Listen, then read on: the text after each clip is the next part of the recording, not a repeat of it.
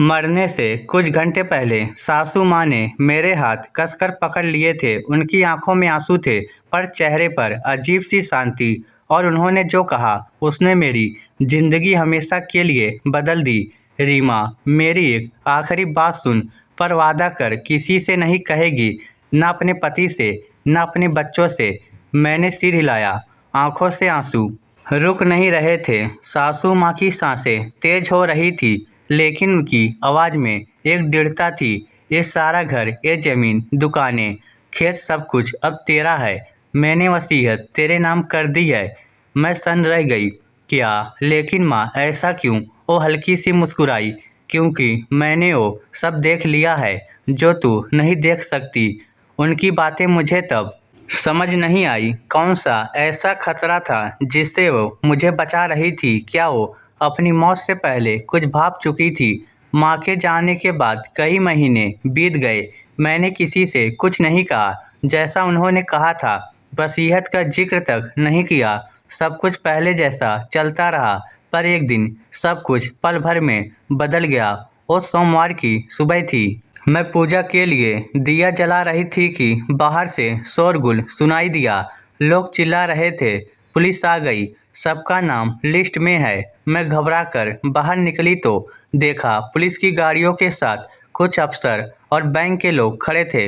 उनके हाथ में नोटिस थे। आपकी संपत्ति गैर कानूनी लेन देन में फंसी है। मेरे पति का चेहरा सफ़ेद पड़ गया। रीमा, अब क्या होगा? सब कुछ तो हमारे नाम पर है। मैंने उन्हें संभालने की कोशिश की। आप परेशान मत होइए, कुछ न कुछ रास्ता निकलेगा। लेकिन मुझे अंदर ही अंदर सासू माँ के आखिरी शब्द याद आ रहे थे। रीमा, अगर कभी सब कुछ टूटने लगे तो बस चुप रहना। तेरी खामोशी ही तेरा कवच बनेगी। कुछ ही दिनों में खबर आई कि मेरे पति के बिजनेस पार्टनर ने टैक्स चोरी और मनी लॉन्ड्रिंग का केस डाल दिया है। घर की जमीन, दुकानें सब जब्त होनी शुरू हो गई। लोग कह रहे थे कि हमारे पास अब कुछ नहीं बचेगा। रात रात मैं डर से जाग जाती थी। बच्चों का भविष्य क्या होगा? फिर मुझे वो अलमारी याद आई जो सासू माँ ने जाते जाते मुझे दिखाई थी। रीमा, ये चाबी हमेशा अपने पास रखना। जब समय आए तो सब कुछ साफ हो जाएगा। मैंने कांपते हाथों से वो अलमारी खोली, अंदर से फाइलें निकाली। वसीयत, बैंक, दस्तावेज, प्रॉपर्टी, पेपर, सब मेरे नाम पर। मेरे पैरों तले जमीन खिसक गई। सासू माँ ने सचमुच सब कुछ मेरे नाम कर दिया था।